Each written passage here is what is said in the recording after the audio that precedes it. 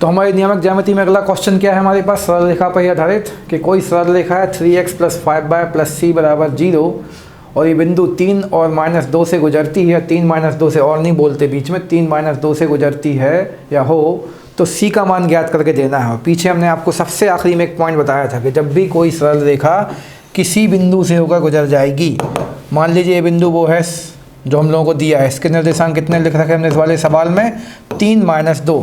तो इस वाले 3 और -2 के मानों को आप y और x की जगह पर रख के, x और y की जगह पर रख के इस सरल रेखा को संतुष्ट करा सकते हैं और जिस भी चीज़ का मान पूछा वो आप बता सकते हैं।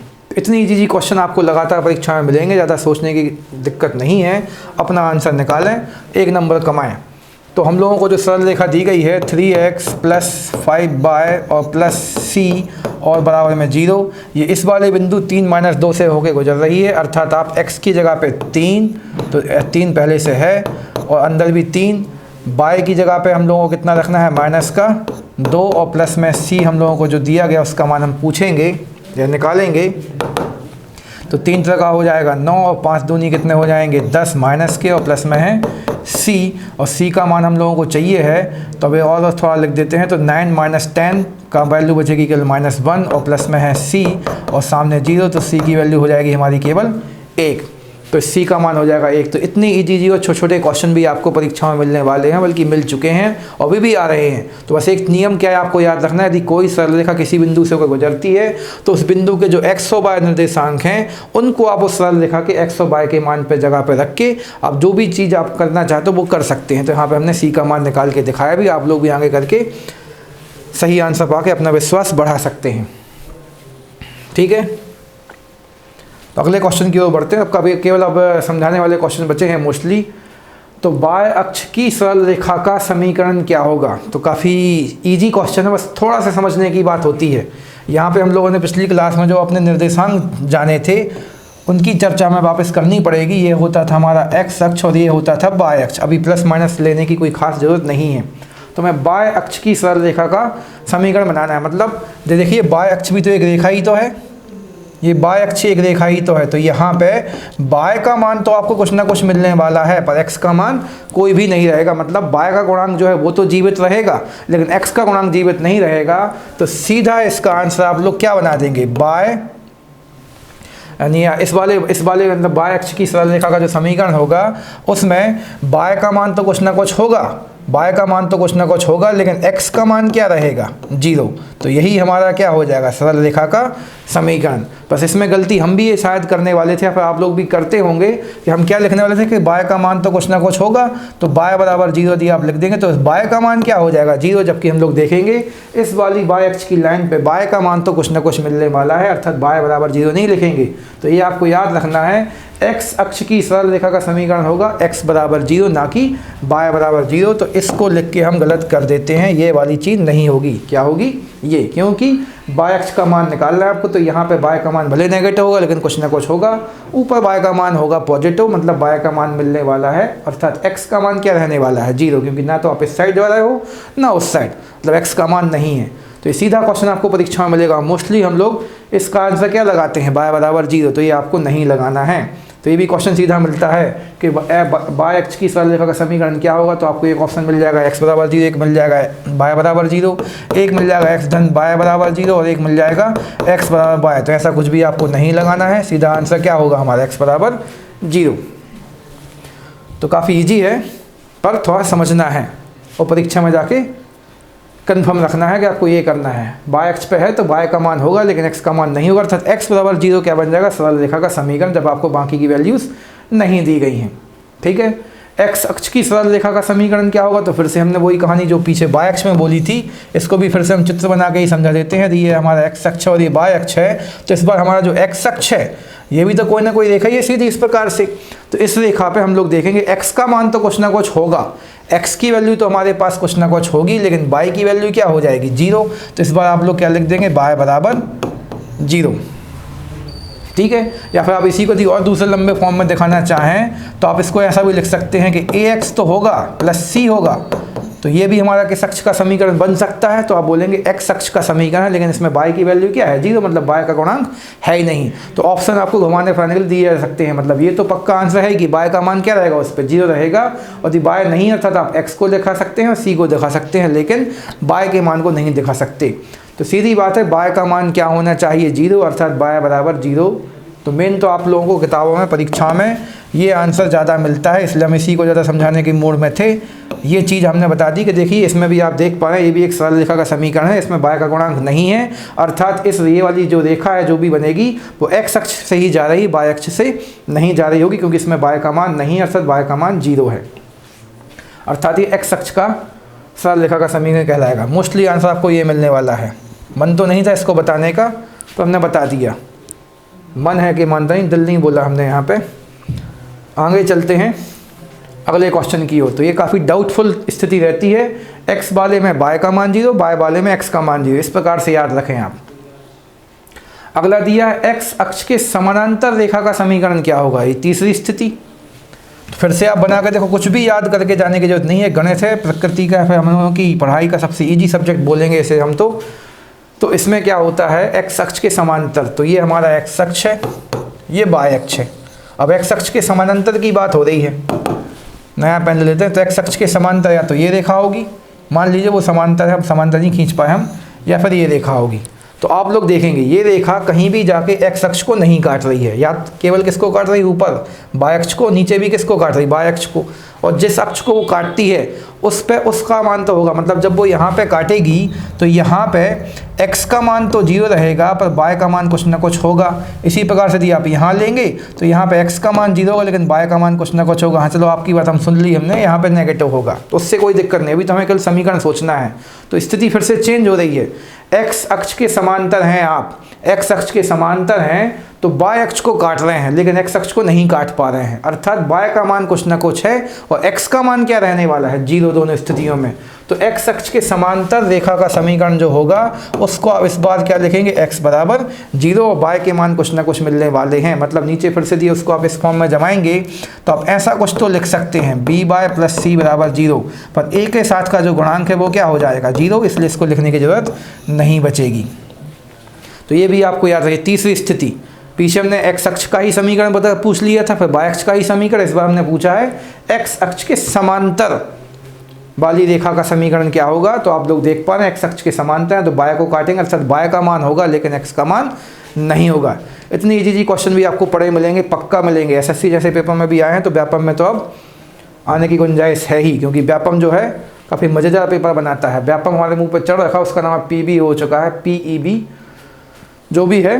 तो मध्य प्रदेश की परीक्षाओं में तो पक्का आना है, क्योंकि मध्य प्रदेश की परीक्षाओं में गणित का लेवल काफ़ी हद तक मॉडर्न हो चुका है, नए क्वेश्चन देखने को मिल रहे हैं।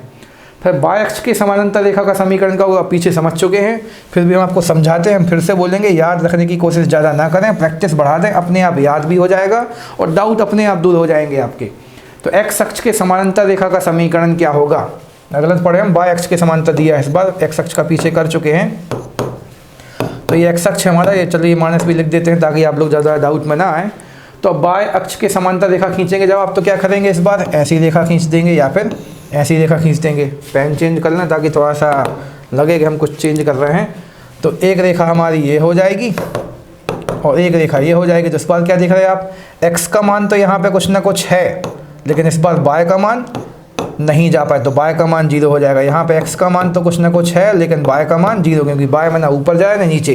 तो इस बार x की वैल्यू क्या रहेगी, 0, अर्थात आप लिखेंगे x बराबर 0, या फिर इस फॉर्म में कभी लिखा मिलेगा तो आप क्या लिखेंगे, ax का मान तो कुछ नहीं होगा, लेकिन y का मान मिलेगा आपको, तो b/+ c बराबर 0। ठीक है जी, कोई गलती से में जल्दबाजी में हमसे कोई गलती होती है तो उसको आप कमेंट बॉक्स में शेयर करें हमसे, हम सुधारेंगे उसको। तो इजी क्वेश्चन है, तो शायद हमने पीछे लगता है कि वहाँ पे ऐसा कुछ ही लिख दिया था।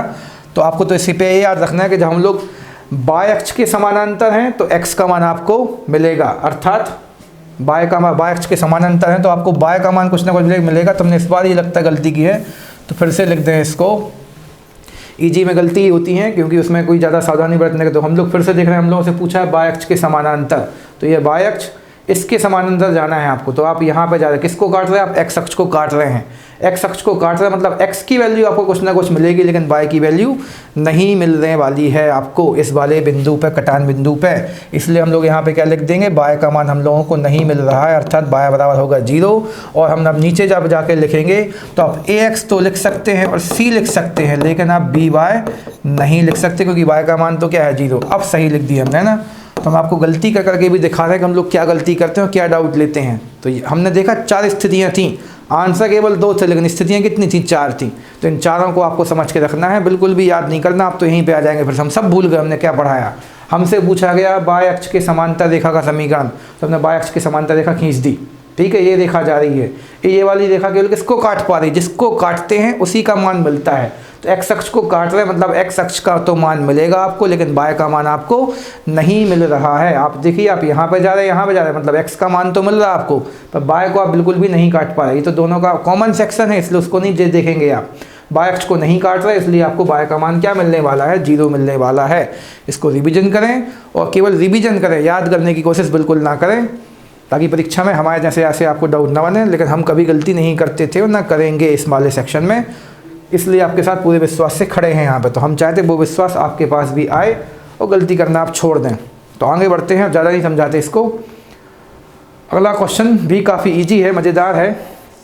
बिंदु 3-2 और 4-3 से होकर जाने वाली सरल रेखा का समीकरण। आपको 2 बिंदुएं यहाँ पर परोस दी गई हैं और इनसे होकर जाने वाली सरल रेखा का समीकरण क्या होगा ये पूछा गया है। तो इसका एक नया सूत्र हम आपके सामने लिखने वाले हैं, जो कि आपको याद रखना है। क्या होता है? तो यहाँ पर सूत्र लिख देता है थोड़ा दूर, बाय माइनस बाय 1, ठीक है, बाय माइनस बाय 1 और बराबर में बाय 2 माइनस बाय 1 अपॉन में अब x2 माइनस x1। जिन लोगों ने पूरा चैप्टर पढ़ रखा तो उनको चल गया होगा पता हम क्या लिख रहे हैं, x माइनस x1। तुम लोगों की मॉडर्न जो परीक्षाएं चल रही हैं अपनी प्रतियोगी परीक्षा, उसमें इतनी डीप के क्वेश्चन है, इसलिए हम ज़्यादा नहीं बोल रहे हैं। तो एक प्रवणता शब्द चलता है, तो यहाँ पे प्रवणता के साथ ही स्लोप शब्द चलता है, स्लोप के साथ ही आप ये आंसर बना सकते हैं। तो हमने ये स्लोप वाला समीकरण दे दिया है, बाय बराबर mx के रूप में। तो ये m है और ये x है, तो उसकी ज़्यादा चर्चा नहीं करते, बस आपको बोल देते हैं कि जब भी आपको परीक्षा में कोई 2 बिंदु लिखी आ जाए लेकिन सरल रेखा लिखी ना है, तो आप कैसे बनाएंगे अपने मन से समीकरण?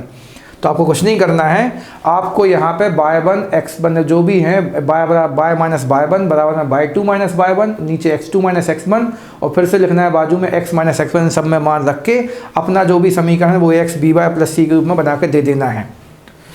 तो सीधा मान रख के दिखा देते हैं, अभी ज़्यादा नहीं समझाते इसमें, क्योंकि बहुत लंबा टॉपिक है प्रवणता या स्लोप। आगे कभी लेके आएंगे हम लोग, जब आप लोग थोड़े से फ्री और ज़्यादा टाइम रहेगा आपके पास।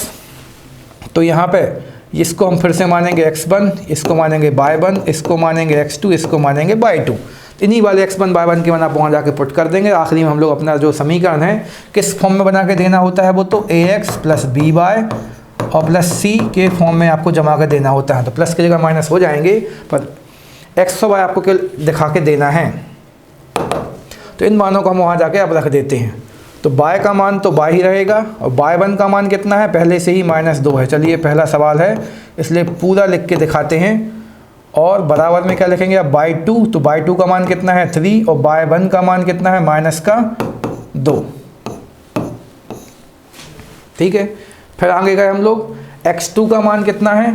तो आप बोलेंगे सर 4 है, और बाय x1 का मान कितना है? तो x1 का मान है 3, ये लिख दिया हमने। ठीक है, और अगले आगे क्या दिया? x, और माइनस में किसका मान लिखना हम लोगों को? x1 का, जिसका मान कितना है? 3 है। अब इसको आप हल कर देंगे, हमारा समीकरण उस रूप में हम लोगों को दिखने लगेगा। ये माइनस माइनस क्या हो जाएगा? प्लस, तो इसको लिखेंगे आप बाय प्लस 2। इसको क्या लिखेंगे? ये भी हो जाएगा माइनस माइनस प्लस, तो 3 और 2 आप जोड़ेंगे यहाँ पर, नीचे 4 में से 3 जाएगा, से कितना बचेगा? 1, और यहाँ पर दिखेगा आपको x माइनस 3। काफ़ी इजी सवाल है, बस सूत्र याद रखने की यहाँ पे एक छोटी सी आपको जिम्मेदारी लेनी पड़ेगी। तो 3 और 2 हो जाएंगे हमारी ये 5, और अंदर है x माइनस 3। तो लिखते जाना है, बस ये गलती से हमारा आदत है एक तो बाय को 5 बनाने की, तो 5 आप ना लिखें, हमें लिखने के बाद मिटाने का छोटा सा अधिकार है। तो अब इसको आपने गुणा कर दी, तो 5x और माइनस में हो जाएंगे 15, अब हम लोगों को उस फॉर्म में समीकरण जमा के देना है, तो आप सबको उस साइड फेंक देते हैं, ठीक है। तो हम लोग 5x को यहीं पे रखते हैं और ये y उस साइड जाके कैसा हो जाएगा माइनस का, और ये जब 2 भी उस साइड जाएगा तो वो भी हो जाएगा माइनस का। चलिए एक स्टेप और बढ़ा देते हैं और यहाँ छोड़ा हमने केवल 0, तो 5x माइनस का y और 15 और 2 कितने हो जाएंगे माइनस के 17, और सामने कौन है 0। आप चाहें तो 17 को इस साइड भी लिख के दे सकते हैं, जैसा आपको ऑप्शन दिखेगा उस हिसाब से आंसर आप लिख के दे देना। तो ये हो गया हमारा ax by और प्लस c बराबर 0 के फॉर्म में समीकरण। तो जब 2 बिंदु आपको दे जाएंगे सीधा समीकरण पूछा जाएगा, तो इस सूत्र से अपना आंसर निकाल लेंगे। तो प्रवणता जो है आगे कभी हम लोग फुर्सत में पढ़ेंगे, जब आप लोग ज़्यादा बिजी नहीं होंगे। अभी हमें पता है आप लोगों के एग्जाम चल रहे हैं, आपको सारे विषयों पर ध्यान देना है, तो हमने इम्पोर्टेंट और आसानी से सॉल्व होने वाले क्वेश्चन आप लोगों से शेयर किए हैं, जिन पर हमने क्वेश्चन पिछले 1-2 सालों में लगातार देखे हैं अपने मध्य प्रदेश जैसी परीक्षाओं में, और जो भी हमारी रेलवे की परीक्षा उनमें जो आ रहे थे। आगे चलते हैं, अगला क्वेश्चन एक और दिया हमने आपको कि बिंदु 5, 0 और 0, 4 और मूल बिंदु की सहायता से बनने वाले त्रिभुज का क्षेत्रफल क्या होगा। तो त्रिभुज भी यहाँ पर नियामक ज्यामिति में बहुत बड़ा टॉपिक होता है, पर यह क्वेश्चन उस बड़े टॉपिक से काफ़ी आसानी से हल किया जा सकता है, ठीक है। तो हम लोगों को पता है कि त्रिभुज में तो बिंदुएं कहीं भी इकट्ठी हो सकती हैं। जैसे यदि आप अपने मन से मानने को बैठ जाओ कि सर एक बिंदु यहाँ पे ये 5, 0 है, एक बिंदु ये है इसका मान 0, 4 है, ठीक है, और मूल बिंदु के निर्देशांक हमने आपको बताया था शुरुआती क्लास में, वो कितने होते हैं 0, 0 होते हैं। तो काफ़ी इजी क्वेश्चन होता है, इनकी सहायता से आप एक त्रिभुज बना देंगे। हम समझाने को तो यहीं पे समझा देते हैं आपको कि आप देखेंगे यहाँ से यहाँ तक की दूरी इसकी हो जाएगी 4, इसकी हो जाएगी कितनी 5। तो ये हम लोगों को जो त्रिभुज बनने वाला है उसकी एक लंब, इसका लंब हो गया मान लो 4 और आधार कितना हो गया 4, लंब हो गया 5 और आधार हो गया 4। तो अब इसमें त्रिभुज का क्षेत्रफल का सूत्र क्या होता है 1/2 आधार गुणा लंब या आधार गुणा ऊंचाई बेस इंटू हाइट। तो सीधा आपको आंसर कितना मिल जाएगा, आधार का मान हमने 4 मान रखा है, ऊंचाई का मान कितना मान रखा 5, 2 से इसको आप काट देंगे तो 4 कटेगा 2 बार और 2 पंचे कितना होगा 10, और पीछे ऑप्शन में आपको इकाई लिखा हुआ मिल जाएगा। इस इकाई का हम भूल जाते हैं कि बड़ी यहाँ लगाना कि यहाँ, ये आप लोग चेक करके जाना, ताकि हिंदी में यदि क्वेश्चन है कि शुद्ध बर्तनी में तो आप सही करें, हमारे जैसा डाउट लेके मत जाना। तो ये तो बेसिक विधि थी, मतलब ऐसी हवा में ही करने की कि हमने अपने मन से कहीं भी 3 बिंदु मान लिए। तो हम लोगों को पता है ये सारे बिंदु होते हैं x और y अक्ष पे। इसको थोड़ा सा और डिटेल में समझाने का मन है हमारा, ताकि अब परीक्षा में कोई नया क्वेश्चन आने पे भी आसानी से बिल्कुल सही हल करें। तो ये हमारा x अक्ष है जो कि यहाँ पे पॉजिटिव होता है, और यहाँ पे y अक्ष जो कि नेगेटिव होता है, और ये गलत बोले हम, ये x अक्ष जो कि नेगेटिव है, और यहाँ पे y अक्ष जो कि पॉजिटिव होता है, और नीचे y अक्ष जो कि कैसा होता है नेगेटिव। और यहाँ पे होता है मूल बिंदु, यहाँ पे होता है मूल बिंदु जो कि क्या होता है 0 और 0, ठीक है। अब हम लोग अपने इन दोनों बिंदुओं को अपने x और y अक्ष पे एक्सिस पे ढूंढने की कोशिश करेंगे। तो पहला बिंदु कितना दिया आपको 5, 0। 5, 0 का अर्थ है ये x है और ये y का मान है, यहाँ पे x है और ये y का मान है। तो आप देखेंगे इस 5, 0 x का मान कितना है 5 और y का मान कितना है 0, मतलब वो बिंदु आपको कहाँ मिलेगा, यहाँ कहीं मिलेगा। मान लीजिए यहाँ पे 1, 2, 3, 4 होता तो ये 5 मिलता, तो ये इसका मान हो गया 5 और 0। तो x का मान तो 5 है, लेकिन y का मान कुछ नहीं है, तो आपको y के मान के लिए ऊपर नीचे जाने की आवश्यकता नहीं है। तो एक बिंदु ये हो गया हमारा। दूसरा बिंदु कितना दिया 0, 4, मतलब उसमें x का मान 0, मतलब x के मान के लिए आपको ऊपर नीचे जाने की आवश्यकता नहीं है, मतलब आजू बाजू जाने की आवश्यकता नहीं है। लेकिन y का मान कितना दिया 4, तो अब धनात्मक दिशा में 4 बढ़ जाएं तो वो बिंदु मिलेगा आपको यहाँ पे। तो उसका मान क्या हो जाएगा हमारा 0 और 4। तो हम लोग देखते हैं उन्होंने क्या बोला हमसे, इस बिंदु मूल बिंदु की सहायता से बनने वाले त्रिभुज। तो आप यहाँ से लेके यहाँ तक और ये त्रिभुज बना दें, और यहाँ पे कितने अंश का कोण बनता है 90 अंश का, ठीक है। तो एक छोटा सा समकोण त्रिभुज या फिर हम लोगों का राइट एंगल ट्रायंगल बन के तैयार हो गया है। अब हम लोगों को इसका क्षेत्रफल चाहिए है, तो इसके लिए हम लोग क्या करते हैं, सबको क्षेत्रफल का सूत्र पीछे हमने फिर से याद कराया था कि 1/2 और गुणा में आधार या बेस और गुणा में ऊंचाई। तो जो हम पीछे लिख चुके हैं अपने अनुसार किसी भी विधि से, उसको हम यहाँ पे अब बेसिक नियमों के साथ बता रहे हैं आपको। तो आधार तो आप देख पा रहे हैं यहाँ से लेके यहाँ तक आप कितने इकाई दूर आए, तो आप बोलेंगे सर 5 आए हैं। यहाँ से लेके यहाँ तक कितने ऊपर गए आप 4 गए हैं। तो हमने यहाँ पे अपने मन से नीचे 4 ऊपर 5 मारा था, लेकिन यहाँ पे क्या देखने को मिला कि नीचे 5 है और बाजू में ऊपर 4 है, ठीक है। तो आपको आधार का मान कितना मिल जाएगा 5, ऊंचाई का मान कितना मिल जाएगा 4, और आपको बाहर 1/2 लिखना है क्योंकि त्रिभुज का क्षेत्रफल है, ठीक है। आयत का भी निकाल सकते हैं, बस 4 चौथा बिंदु चाहिए पड़ता है उसके लिए, और 2 से कट जाएगा 2 बार। तो 5 दूनी कितना हो जाएगा फिर से आंसर हमारा 10। तो आना 10 ही, मतलब सीधी बात है, इन दोनों गुणांकों का गुणा करके आपको 2 से भाग लगा दें तो आप उस त्रिभुज का क्षेत्रफल निकाल लोगे, जिसको आप इन दोनों बिंदुओं और मूल बिंदु के साथ बनाओगे। लेकिन तीसरा बिंदु आएगा तो काफ़ी लंबा सूत्र होता है, जो आगे की वीडियो में आप लोगों से शेयर करेंगे। अभी हाल फिलहाल में इसको आप लोग समझ के रखें, याद भी करें और रिवीजन करते रहें, प्रैक्टिस करते रहें, ठीक है। तो अब हाल फिलहाल में हम लोग इतना ही रहने देते इसमें, और आगे आप लोगों के लिए कुछ और अच्छे क्वेश्चंस लेके आएंगे, चाहे इसी टॉपिक से दूसरे टॉपिक से। तो प्रैक्टिस करते रहें और हम लोगों के संपर्क में रहें और डाउट हम लोगों से शेयर करें। Thank you and best of luck.